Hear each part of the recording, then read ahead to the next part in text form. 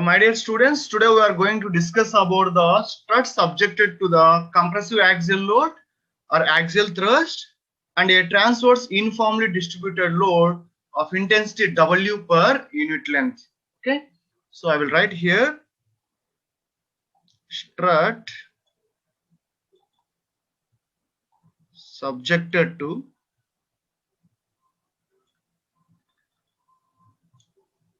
compressive axial load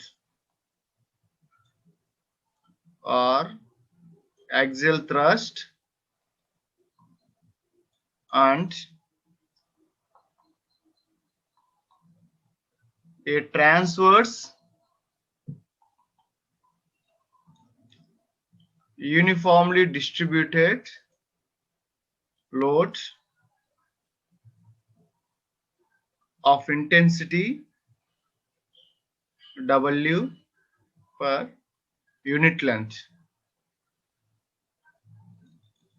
So now we are going to derive this one, and by deriving this, after the expression we will calculate the maximum bending moment and also maximum deflection and maximum stress. Okay, so here the strut is subjected to the compressive axial load or axial thrust and a transverse uniformly distributed load of intensity W per unit length. So I will draw here, and the condition is both ends are pinned. Okay, the strut condition is both ends are pinned. So what we are taking first, we will take AB, a strut. Okay, the length is L. The length of the strut is L. And also, if you observe, this strut is subjected to the axial thrust P. Okay, like this. The ends are pinned supports. Okay. So now, after the axial thrusts and its ends at the ends, so after that, it is also a transverse uniformly distributed load of intensity W per unit length. That means this is subjected to the uniformly distributed load entire length of the strut. This is the W per unit length. Okay. So now I will consider a section X up to here at a distance X from A. Okay. So when the load is acting here, there will be a deflection like this.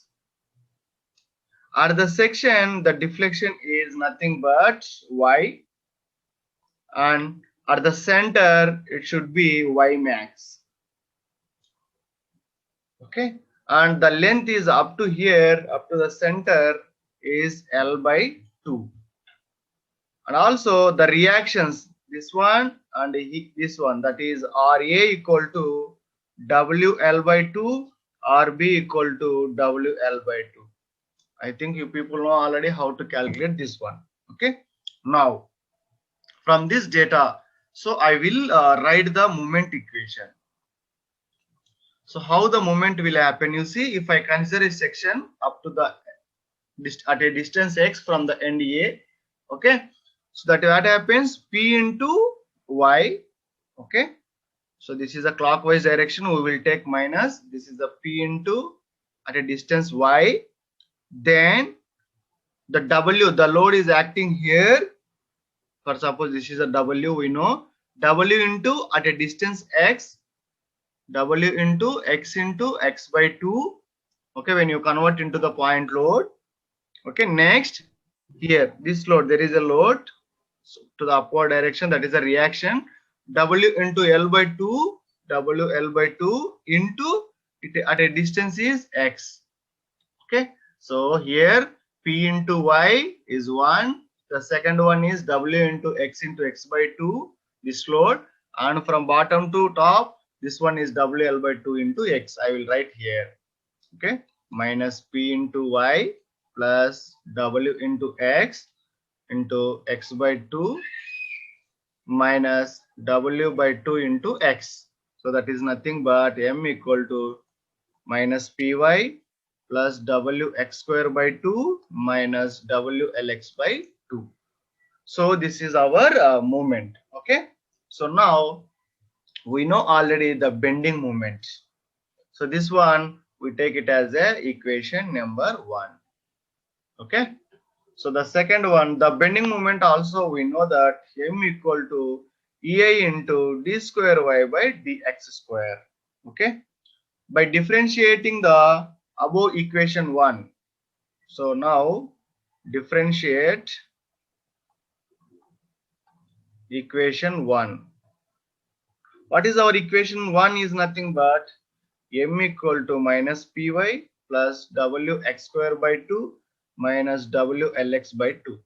Okay. If I differentiate this equation, how we will get with respect to the x, dm by dx equal to minus p into dy by dx plus w into x square is nothing but 2x by 2 minus wl by 2. This is x is nothing but it will change to 1. Okay.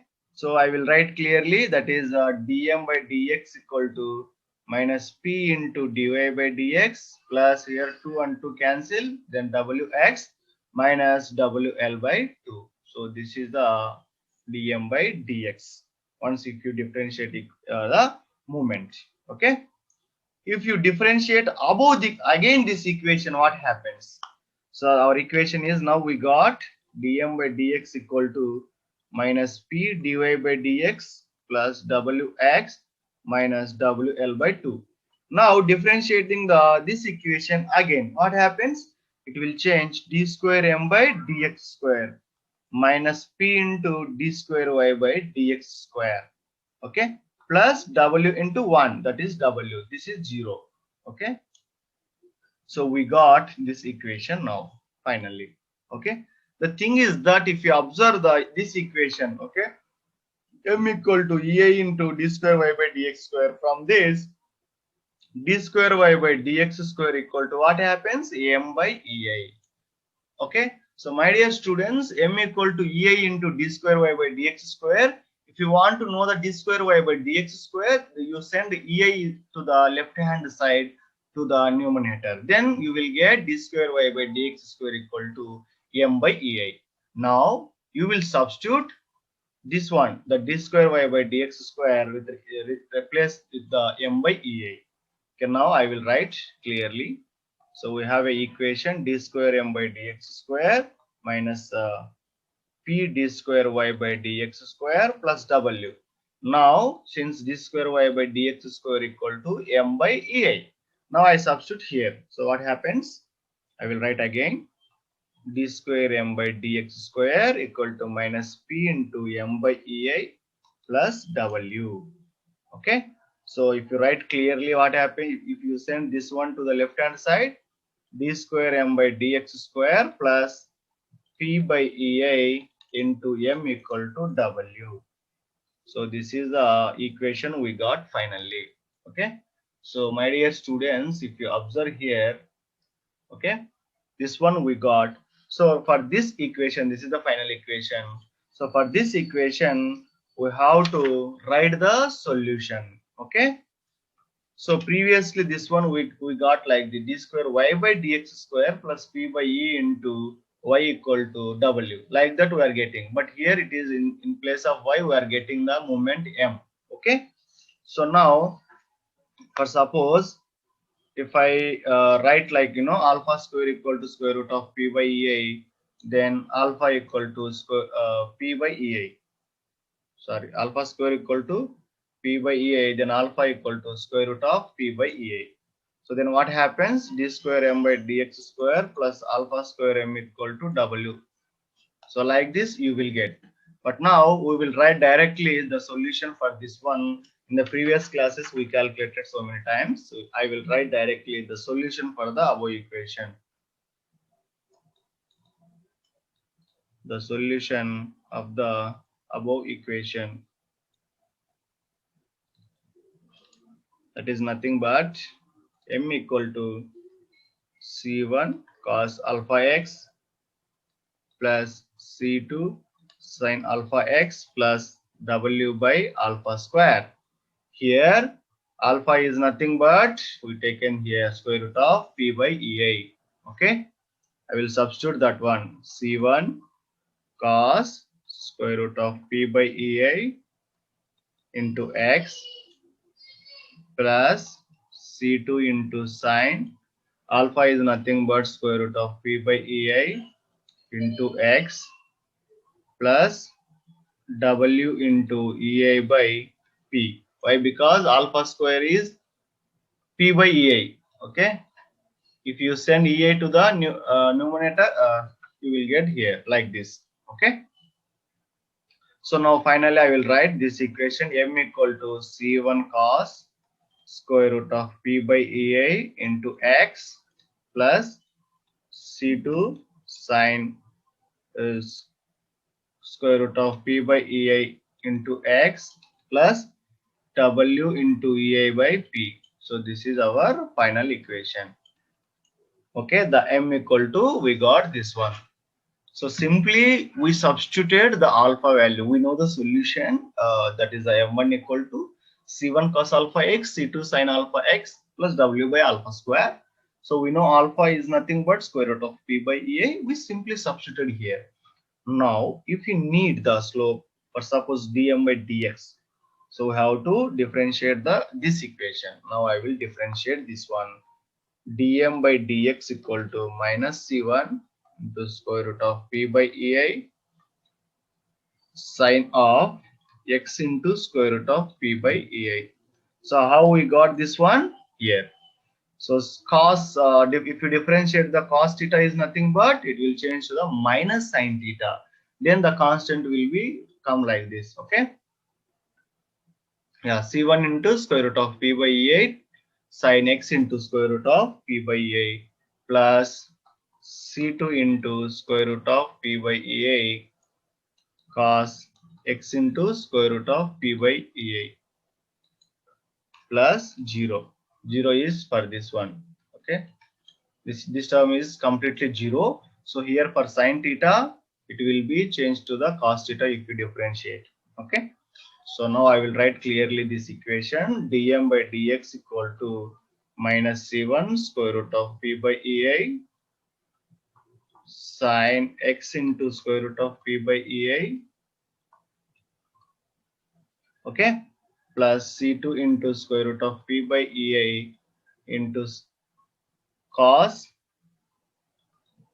x into square root of p by ei. So finally we got this equation.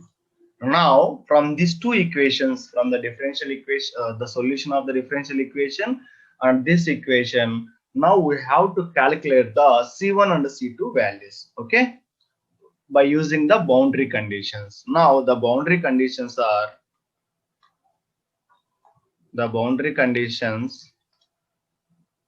x equal to 0, then m equal to 0. So if you substitute this equation into the solution, this one, in the m equal to 0, in this equation, what happens here? You know, the x equal to 0, that means cos 0 equal to 1. You will get C1. Then sin 0, it is completely 0. This one, w into ab, it is like that only. I will write here. So simply I substitute in that equation 0 equal to C1 plus WEI by P. Then what happens? C1 equal to minus W into EA by P. So now we got C1. Okay. Now by using the boundary conditions at the center, so you will take the dm by dx from that equation. So from this equation, you have to calculate the C2 value. Okay. The constants. Now at x equal to L by 2, then dm by dx equal to 0. Okay. So we know that as at the center shear force is 0. That's why we are taking like this. So if I substitute dm by dx equal to 0, okay, then what happens? In sin x in terms of x, you have to substitute L by 2 here as well as L by 2 here. I will write clearly. Okay. Now we got C1 value also minus W into A by P. I substitute C1 also here. Okay. Minus C1 square root of P by EI sine L by 2 into square root of P by EI plus C2 into square root of P by EI cos L by 2 into square root of P by EI. Okay. So now if we know already my C1 we know that is nothing but minus W into EA by P. Okay. Again minus like this into square root of P by EI sin L by 2 square root of P by EI plus C2 into square root of P by EI into cos L by 2 square root of P by EI. So now my dear students, if you observe here, P equal it is equal to 0. The P by EI and also P by EI. If you take common and if you send to the left hand side, it will be 0. Okay. The next step I will write here minus into minus, it will be plus. Okay. The 0 equal to WEI by P sin L by 2 into square root of P by EI plus C2 into cos L by 2 square root of P by EI. So this is the equation we got. Okay, now square root of P by EI we cancel on both sides. So now we need C2 value. Okay, so what happens? C2 cos L by 2 square root of P by EI. Now I send this one to the left hand side. What happens? Minus WEI by P into sin L by 2 square root of P by EI. Okay. Now we need only C2. So C2 equal to, if I send this one to the denominator to right hand side, so what happens? Minus WEI by P into sin L by 2 square root of P by EI by cos L by 2 into square root of P by EI. Okay, then what happens finally? Minus WEI by P into sin by cos is nothing but tan L by 2 square root of P by EI. So this is the value finally we got. So we got C1 value as well as C2 value. So I will write again for clearly. We got C1 equal to minus W into EI by P. The C2 value is minus W into EI by P. Okay, tan L by 2 into square root of P by EI. So now finally we got C1 and C2. So now substitute this C1 and C2 into our solution. Okay, our solution is nothing but, I will write again, M equal to C1 cos x into square root of P by EI plus C2 sine of x into square root of P by EI plus W into EI by P. So now we know the C1 and C2 values. Please substitute into this equation. So what happens? M equal to C1 is nothing but minus W into EI by P cos x into square root of P by EI plus C2 is nothing but, minus, directly I will write minus WEI by P into tan L by 2 into square root of P by EI multiply with sin x into square root of P by EI plus WEI by P. Okay. So this is the equation. If you observe here, WEI by P, WEI by P, WEI by P. So this one is a common in all the three terms. So now I will take the common term WEI by P. Okay, so I will take minus WEI by P as a common. Then what happens? Cos x into square root of P by EI plus tan L by 2 square root of P by EI. Okay. Then into sin x into square root of P by EI minus 1. So this one finally we got the equation M value. Okay. So this is the moment we got. So now from this equation we have to calculate the maximum bending moment as well as the maximum deflection. Okay. So now the maximum bending moment, first we will calculate the maximum bending moment. So The maximum bending moment when we will get at x equal to L by 2. So now M max equal to, if I substitute x equal to L by 2 in this above equation, you will get the maximum bending moment. Now I will substitute here minus W EI by P cos L by 2 square root of P by EI plus tan L by 2 square root of P by EI into sine L by 2 square root of P by EI minus 1. Now we got this one. Okay. So then what happens if I write the tan is nothing but sine by cos, like that I will write minus Wi by P cos L by 2 square root of P by EI. It is same like this, but I am writing tan is nothing but sine L by 2 into square root of P by EI by cos L by 2 into square root of P by EI multiply by sine L by 2 square root of P by EI minus 1. So my dear students, if you observe here, so I am writing only tan one is changing, tan theta is changing to the sine theta by cos theta. Only that is changed here in this sentence. Okay. So now what happens if I take the denominator cos theta? Okay. Now we will do the LMS LCM here. So, okay. I will write minus WEI by P. Then what happens? Cos square L by 2 into square root of P by EI plus sine square L by 2 into square root of P by EI by cos square cos L by 2 into square root of P by EI minus 1.